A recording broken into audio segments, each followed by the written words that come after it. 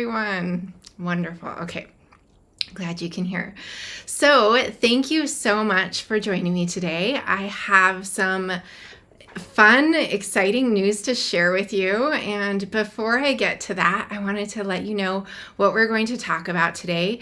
I wasn't exactly sure how much I'd be able to cover because we have a big announcement to make, but I want to also get into garment ease because that's been a big topic lately.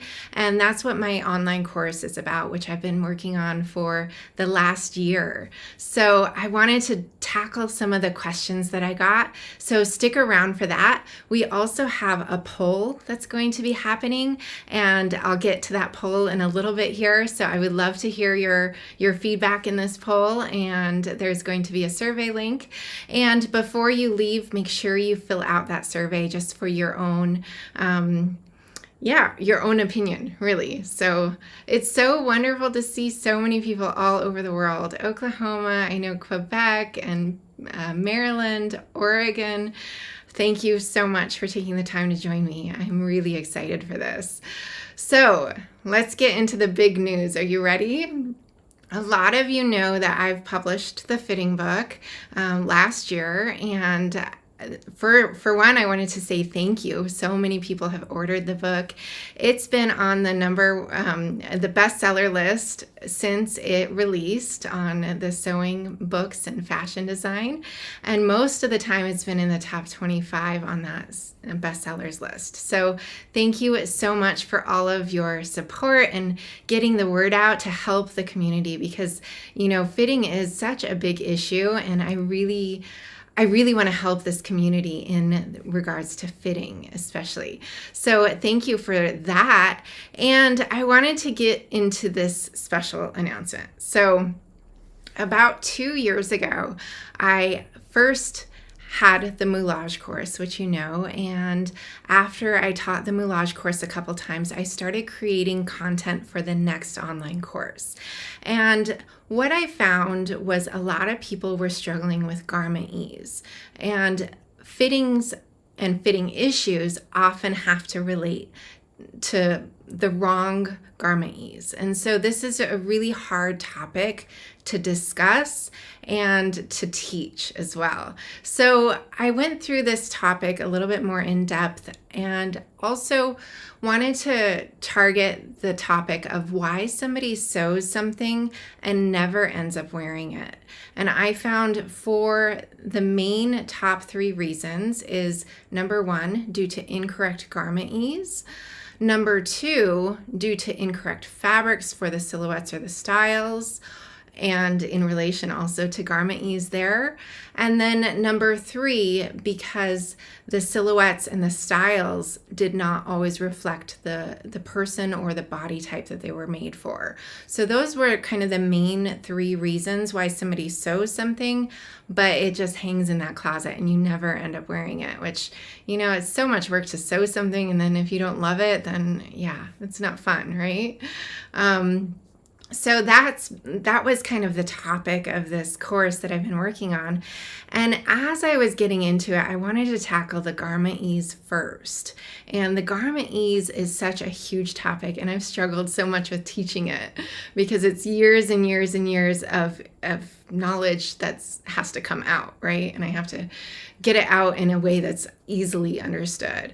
So that's what I've been working on for the last year. But actually, the process started 2 years ago. And I started working on all 3 parts of those topics first: fabrics, the silhouettes and the styling, and the garment ease. And then I got about halfway through the fabrics and the styling, the designing part.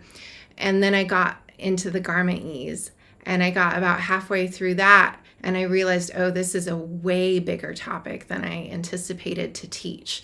So I ended up going really deep into that garment ease topic, and that's what the course is right now that I'm working on for the last year. And that's going to be launching in January as long as the website and everything goes well. The course is pretty much done. I have some pattern testers working on it right now, giving feedback and making updates and everything, but I still have the website to do.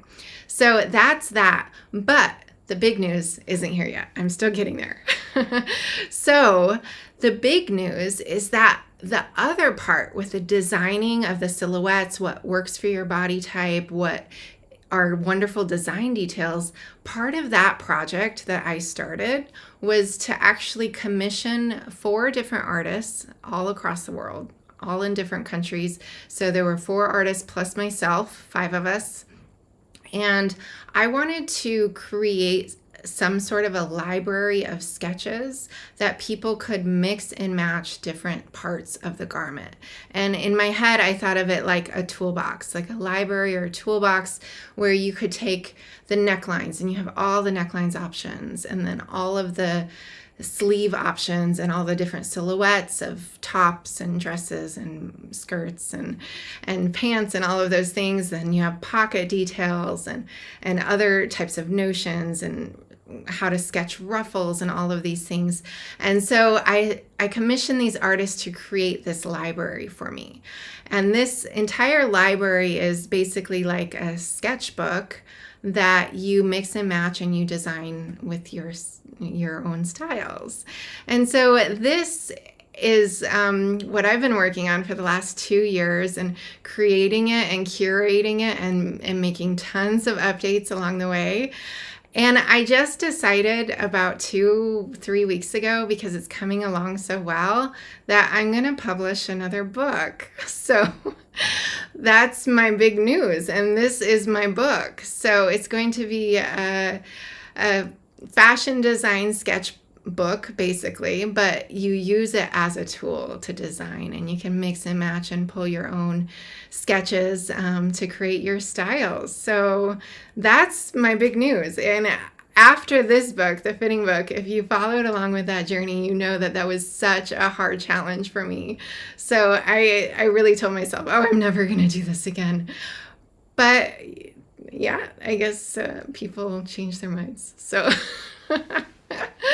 so that's my big news, and I really wanted to share it with you. And I'm super excited for how it's coming together, and I think it's going to be so much fun to design with, and I think it's going to really help people to visualize it. So I thought I would talk about this a little bit more and share with you some sketch ideas for the cover of the book. And that's what the poll is going to be about. I've put together 8 different sketches, and these different sketches are what I would love you to vote on for what your favorite is. And then I can choose based on your favorites what should be on the cover. So I'm going to keep going into this, and then once we get through this, I'm going to go into that garment ease topic, because that is a really important topic too that I'd like to discuss. So I want to share with you the different sketches, and I'm going to go through them fairly quickly. But there is a link to the poll in the description on the YouTube description. So I'm going to go ahead and copy and paste that link into the chat here, but you can also pull that from the description, and you don't have to go there now. You can also go there after this, but I'm going to show you the sketches on the screen right now so you can follow along. So I have sketch number 1. Oops, let's get the background there. So we have sketch number 1, and so basically I would like you to go to that link, and you can do your poll or your survey there based on what your favorite is. And sketches 1 through 5 are more for kind of a more standard silhouette type, and then options 6 through 8 are for the curvy edition, because there are going to be 2 editions of this book, and one is going to be more of a standard edition and one's going to be a curvy edition. So that's kind of the concept here, that we have like a bodice portion, we have a skirt portion, we can pull the belt, we can pull the sleeves, different necklines and that sort of thing. So that's option number 1. Then we have option number 2 here. And then we have, let's see if I did this right, option number 3. Option number 4 here. Okay. And number 5. These are all 5 of them together. So that's for the kind of more standard edition here. And then we go into 6. So this is for the curvy. We have a 7. We have 8. And then we have all 3 of those options. So those are the basic options that I'd like you to select what your favorite is based on a star rating. And I'm so curious to see what you think is the best styles. And this is a really hard one because I know that it's super subjective. And to put a cover on the front of the book, or a sketch on the front of the book is going to be kind of a hard topic. So the name of the book is going to be called The Fashion Design Book, and the subtitle is A Library of Silhouettes and Style Details for Drawing Flat Garment Sketches. So yes, curvy means plus sized. Everyone has a different word for that. So curvy is more plus sized. And even though there is more of a standard option and more of a curvy option, I will be teaching you how to adjust the croquis, which is the model that you're going to sketch with, on how to adjust that for your own body proportion if you want to customize it. And then you still can use the library for those different silhouettes and those style details and such. So that is going to be in the book. And I wanted to now go into a little bit more of the teaching part of the design process in sketching. So in the sketching process, generally when we talk about the portfolio process in getting accepted into a school like a fashion design school or getting a job in the industry, you would have 2 different versions of portfolios in those situations. You'd have first an acceptance portfolio, and then once you go through schooling, then you would have a job application portfolio, and that's usually an elevated quality of work because you've then learned all of the things of how those sketches should look and everything, and that's your professional portfolio.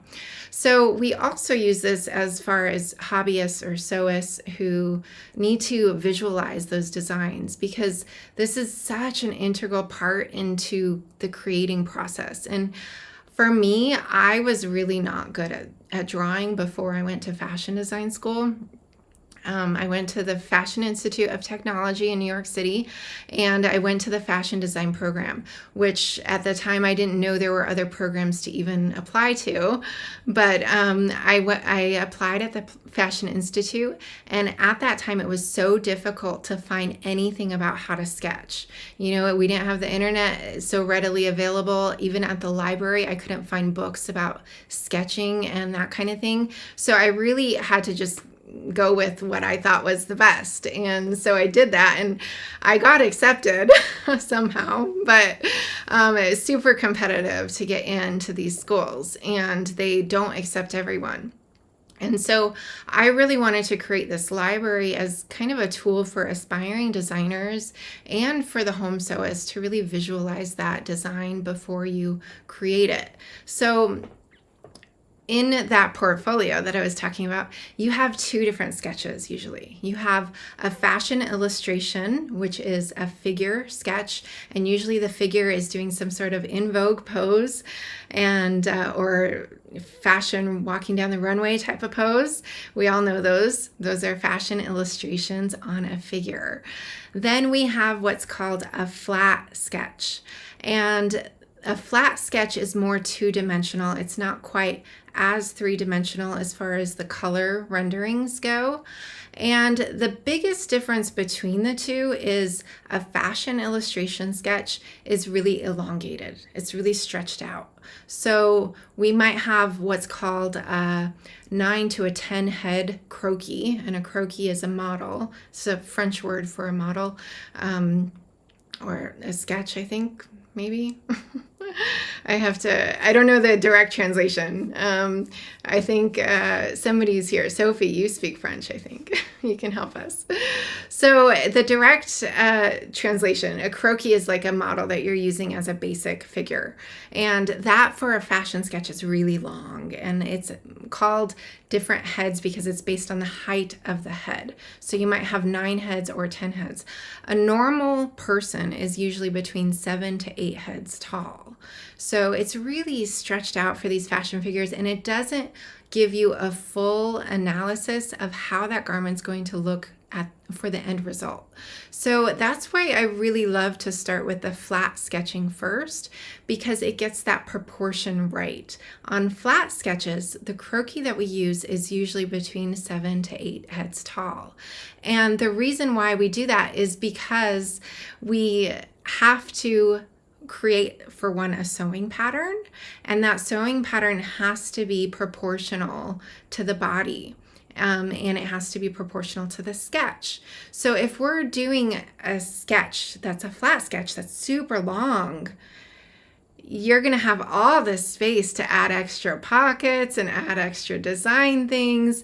And at the end, when you get to the true proportion, it's not really exactly accurate anymore. You might have to delete some things or move things, or those design lines might not be in the right place either. And so that's something to consider, that a lot of the times when you are looking at fashion sketches, they tend to elongate them. And that's why also sometimes when we're buying patterns, if they are elongated slightly for sewing patterns, they aren't quite as much as fashion illustrations, but that can really change that proportion too.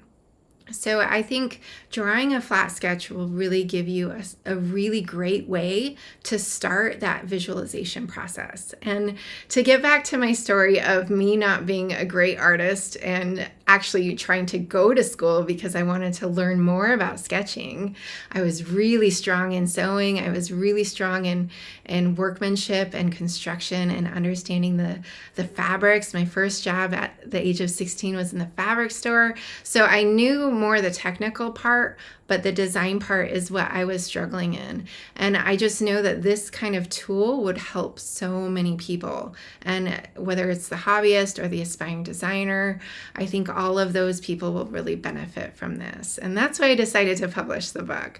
But I think that this will also help strengthen your visualization process to really get those designs out of your head and onto paper and get that in work before you go straight to a fashion illustration or straight to the garment.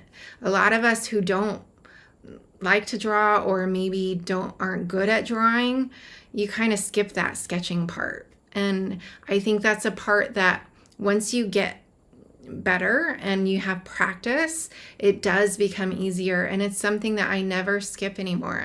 I really go in the mind, get it to paper, and then go from there. And that will give you a higher success rate in the clothes that you sew, that you'll start to get that visualization process down so that you can envision those silhouettes and those designs before you sew them. So, all right.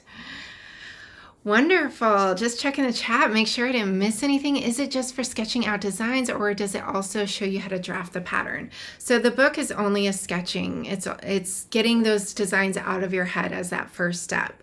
The drafting is so much more than just one book could handle for all of the different garment types. And this sketchbook really covers all of the different garment types.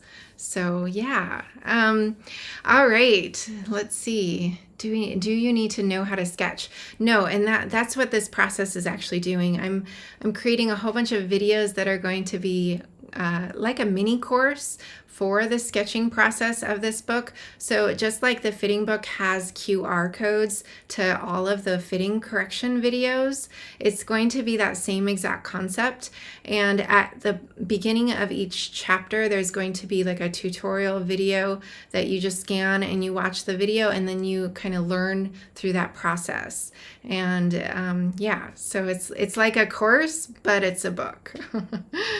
All right. Yeah, great. So, all right. Are there any other questions about that? All right. Oh, okay. Well, definitely you should get the fitting book. I see. Yeah. So the fitting book, it has a whole bunch of pattern corrections in there for fitting issues. And there are these QR codes, like I said, and there are nearly 100 videos that link to through the book to give you a visualization on how to execute that pattern correction and what the fitting issue is. All right. Okay, wonderful. So I'm going to go ahead and get into the garment ease topic. And this garment ease topic is such a big one. It's one of the hardest things to explain because we have different types of garment ease, and ease is really subjective. So let's explain what garment ease is first. Garment ease means how big or how small the garment is in relation to the body size. So how big or small it is, it can be different for every single person. Some people like things loose, and some countries like things loose. Some countries or some cultures like it tighter and more fitted, and some people do. So, I mean, it's not stereotypical by one country versus another, but we have different fits, and it's very subjective per person also. So, all right, I do see a couple questions in here, which I'm going to get. The course, the garment ease course is coming in January as long as everything goes well. So that means the website is up and everything is working with the website on the back end. That's really the final things. I'm still editing the final videos for the course right now, and it's coming along together so well. I've had such fantastic feedback from the pattern testers who are working on it right now. And the fitting book, somebody's asking where they can get it. You can get it online. If you just search for the fitting book, it's going to pop up. Amazon is the biggest seller of the printed book, and I know Amazon, even in India, ships also to Sri Lanka, those kind of places. And then you have also Amazon in Germany, Spain, Italy, lots of different places too. But there's also Book Depository and Abe Books, and they ship worldwide. You can also find the PDF version on GinaReneeDesigns.com or at thefittingbook.com also. Yeah, all right. So back to this topic about garment ease. I'm sorry, I'm jumping around so much. I have so much excitement, I don't even know where to go. All right, so garment ease, it means how big the garment is in relation to the body, and it's super subjective. So let's talk about some of the questions around garment ease. I am going to be having a webinar in January, which is going to be talking about these topics even more in depth than what I'm talking about today. But there were about 400 questions in the survey I sent out several months ago to the email list. And these are some questions about garment ease. And I just wanted to kind of go through some of those with you first. So, is ease amount calculated or just given as a specific amount, or is it a percentage of your measurements? So this is a wonderful question because many people will just say you need to have a minimum of 1.5 inches, which is about, 5 centimeters. Then other people will say, oh, it's better to do it by a percentage. And a percentage could be something like 4 to 5% maybe, just as an example. So the percentage reflects also how big the garment is in comparison to the body. So if the garment is 4 or 5% bigger than the body, that's by the percentage. Otherwise, you would say 1.5 inches or 5 centimeters bigger in the total circumference. And there's not a right or a wrong. Let's see here. Let's get back to this. Oh no. I just lost my webcam. Can you guys see me? No. What just happened?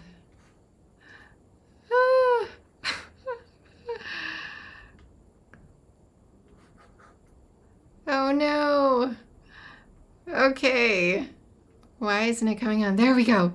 Oh, I got it. Okay. Yes. All right. Wonderful. So percentage versus amounts. And let's talk about this a little bit more in depth, because the percentage is really great to define for yourself, especially if you change in sizes. So that means if you go up or down in a size, once you define the percentage that you like for certain parts of your garment, then you can always refer back to that percentage when you get bigger or smaller. And that's the best thing about percentages. And once you really study those percentages and nail those in for yourself for specific silhouettes, that's really going to help you a lot. So that's why I like to use the percentage. But generally, when I'm starting people off, and especially people who don't have much pattern making experience, I usually say start with 1 inch, which is 2.5 centimeters, then go up to 1.5, then go up to, actually I start backwards. I go bigger and then I go smaller to find out kind of how much you like. So it could be even 3 inches, which 3 inches is 7 centimeters. So you could start bigger and then you can kind of go smaller, and then you can find out that percentage for those different positions, basically. So I really like the percentage method, but I think that it really depends on what's good for you and what kind of clicks with your thinking. All right, so let's get to the next question. Next question here. If you don't have the bust point, waist, and hip lines on a pattern, how successful can you be about the ease of the pattern? So, meaning many of the patterns that are out there might not have the bust line marked, they might not have the waist marked or the hips marked. Generally, there are notches indicating those locations, but you really need to mark those on the pattern to figure out the correct positions first. That's really critical in the process of defining your own ease standards. So the first step is to determine where those positions are on your pattern. And of course, that's a little bit more in depth than what I can show you in this video now. But basically, you determine your locations for that bust, for that waist, and the hips based on your body positions, on the length positions. Then you mark it on the pattern and you really check those positions. One of the things that a lot of pattern companies do is they measure the bust at the arm's eye, at the armhole. So of course I have a dolman sleeve on today and you can't see the armhole, but they sometimes measure the bust measurement actually at the above bust position.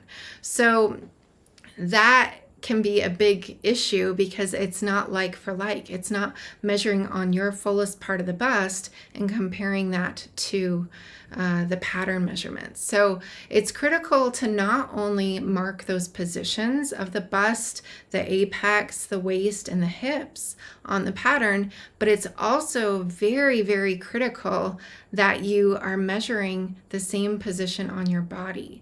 And that's what a lot of people kind of skip, that step of measuring the true bust on the pattern and comparing that to the body measurements. So you're basically to get the ease amount, you're getting the pattern measurement, the garment measurement, and then you're subtracting the body measurement, and that gives you the ease amount.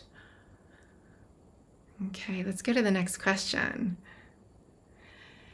If you have a dart or take away a dart, how do you accommodate the ease? So this is a great question because a lot of times we do need to remove darts to achieve different silhouettes. So I'm going to grab my little mannequin here. And so she basically, if you imagine her wearing a shirt, if we have a waist dart in here, that is going to give us a very fitted silhouette, right? And if we want to eliminate that dart, we have no shaping in this area, then often we're taking a little bit more at the side seams, but not always, depending on the silhouette you want.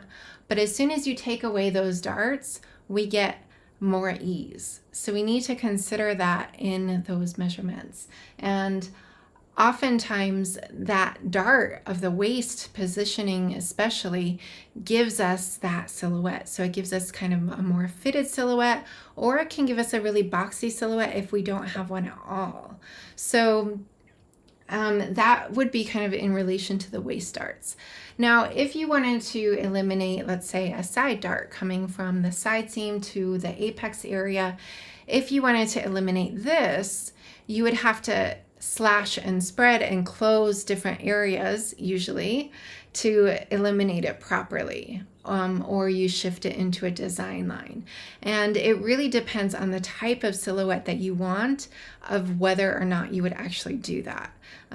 So if, let's say, we closed that dart and we opened up another part of the garment and we slashed it open, then that would definitely give us a different silhouette.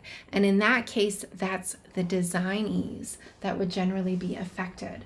So the design ease has to do with how big or small the garment is beyond the normal wearing ease. So this style, for example, I just sewed it today, actually. I just made it today. It has a huge dolman sleeve, and it's really a designer cut, and this has a lot of design ease added to it. So it's what's needed, it's beyond what's needed to move in the garment. That's the design ease. All right, let's get to the next question here. What do I do if the pattern does not provide finished measurements? And how do you find the ease amount? So another great question.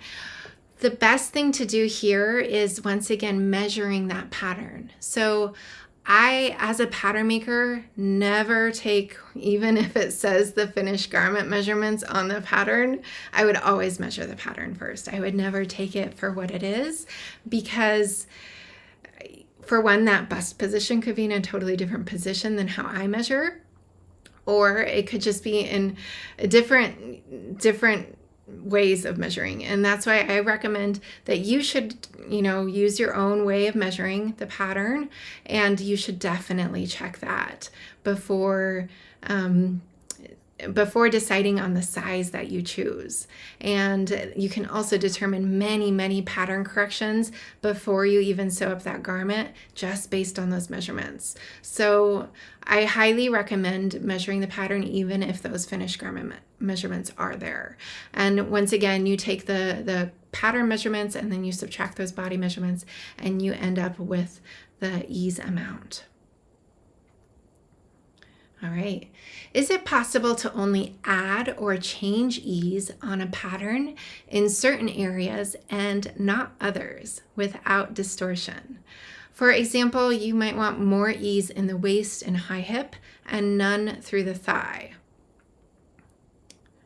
All right, so absolutely, this is totally possible to do, and you should be doing it. You should definitely be changing the proportion of the ease amounts, and this is not going to be the same percentage throughout the entire garment.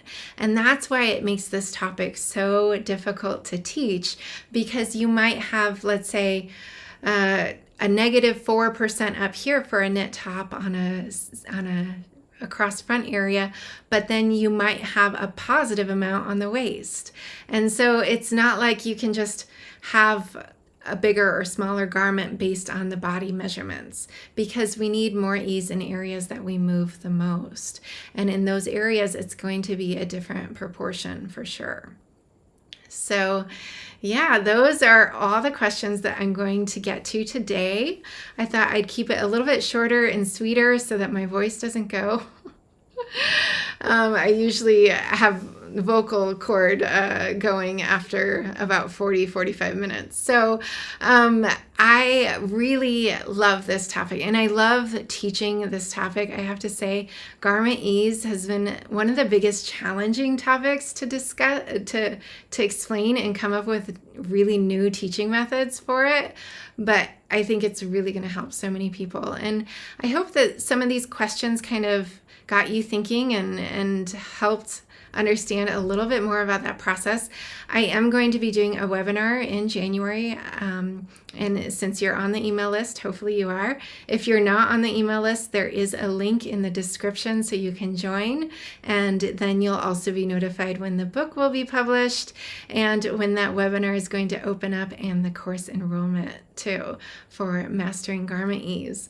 So I am so happy to see everyone. Thank you so much for coming. I am really excited to see you. Really, really happy. So let me just see. Oh, it's so great to see everyone's comments. All right. Yes, definitely. So the silhouettes of the garments make a huge difference in the amount of ease. And, you know, as soon as you get into that design ease, it's a whole nother realm too, that you have to kind of understand those measurements and what amounts that you like in those. So yes, absolutely. Measuring your favorite clothes are a wonderful basis to start getting those ease amounts. Yeah, absolutely. Okay, well, thank you so much. It's so great to see you. Oh, glad you liked the emails. Wonderful. Great news. Ah, thanks. Irene, Marilyn, Tracy, it's great to see you. And Kim. Oh, so nice. Yes, the drape of fabrics definitely affect the ease, and the stretch does, and lots of different factors in the fabrics. Absolutely. Wonderful. Well, thank you so much for joining me. I really appreciate it, and I'm so excited to share that fun news. Don't forget to go to that poll. Click the link in the description. I'm going to go ahead and put the link back into the chat right now. The link for the poll is in there. I can't wait to see what you think about it. And yeah, it's wonderful to see you guys. All right, take care, everyone.